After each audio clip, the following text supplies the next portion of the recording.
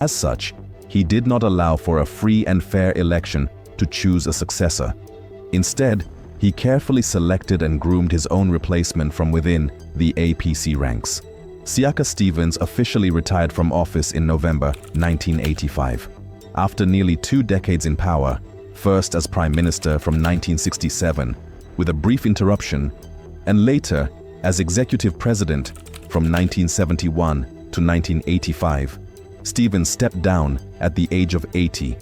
His resignation was announced and managed on his own terms, not through an election or popular demand, but as a controlled political transition orchestrated from within his ruling party.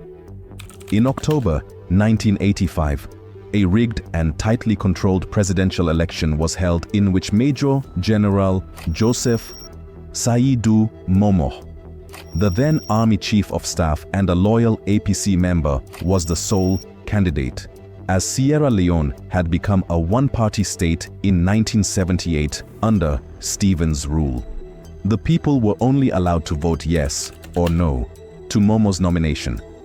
Unsurprisingly, he won with an overwhelming but manufactured majority. On November 28, 1985, Joseph Saidu Momoh was sworn in as President of the Republic of Sierra Leone, marking the official retirement of Siaka Stevens and the beginning of Momoh's rule as president.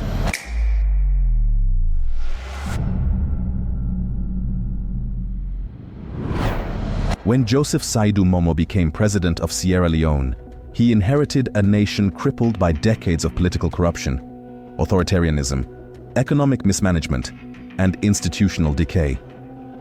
His predecessor, Siaka Stevens, had left behind a one-party state dominated by the All People's Congress, APC, with a civil service riddled with patronage, an economy in freefall, and a public growing increasingly frustrated and impoverished.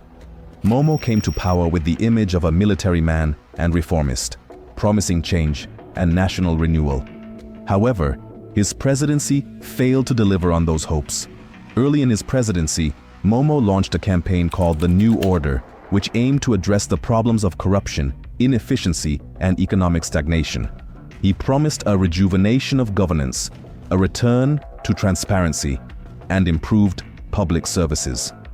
Committees were set up to investigate corruption, and civil servants were warned to abandon corrupt practices.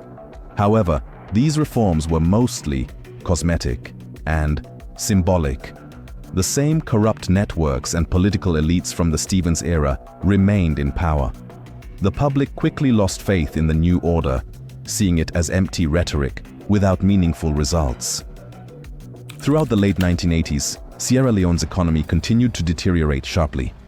The country was heavily dependent on minerals, particularly diamonds, but much of the diamond wealth was diverted through smuggling and elite theft. Official revenue plummeted, inflation soared, and basic services like healthcare, education, and infrastructure began to collapse. The value of the national currency dropped significantly. Public servants went unpaid for months. The urban unemployed population grew, while rural areas were neglected. International lenders like the IMF and World Bank imposed strict structural adjustment programs, SAPs, in exchange for aid, which led to austerity, mass layoffs, and subsidy cuts, further worsening poverty. Despite ruling as head of a one-party state, Momoh faced growing calls from the people, civil society, and the international community to introduce multi-party democracy. In the late 1980s and early 1990s, pro-democracy movements, particularly led by students and urban youth, began to emerge in Freetown and other towns. There were increasing demonstrations, strikes, and demands for reform. To ease pressure and respond to the changing global trend, as seen in other African countries ending one-party rule, Momoh lifted the ban on opposition parties in 1991, introducing a new multi-party constitution. However, this move came too late to restore trust in his leadership. After years of dictatorship, everything escalated on the 23rd of March, 1991, when a rebel group known as the Revolutionary United Front (RUF) led by Fodi Sanko, a former Sierra Leonean army corporal and radical revolutionary, crossed into eastern Sierra Leone from neighboring Liberia and launched a violent attack on the border town of Bomaru in the Kailahun district. The RUF claimed it was fighting to overthrow a corrupt government and create a more just society, though in practice, it quickly became known for violence, looting, and exploitation. The launch of these attacks marked the beginning of a brutal, decade-long conflict that would devastate the country, displace millions, and lead to widespread human rights atrocities. The RUF was heavily backed by Charles Taylor, the notorious warlord and rebel leader who was, at the time, leading an insurrection in Liberia through his group, the National Patriotic Front of Liberia, NPFL.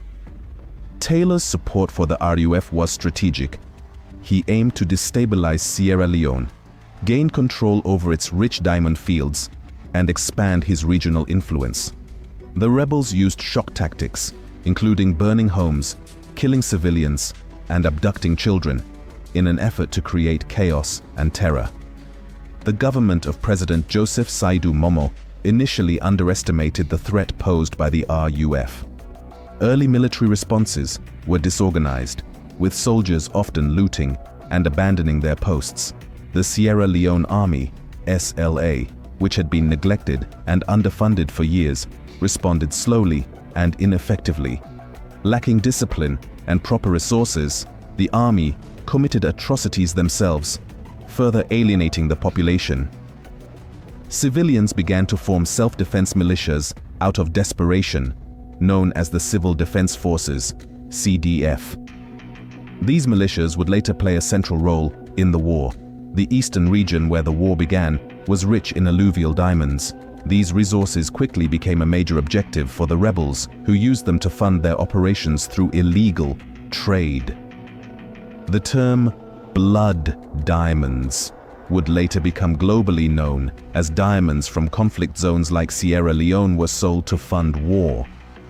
Additionally, foreign mercenaries, arms dealers, and neighboring actors became involved, turning what began as an internal rebellion into a regional conflict with complex international dimensions.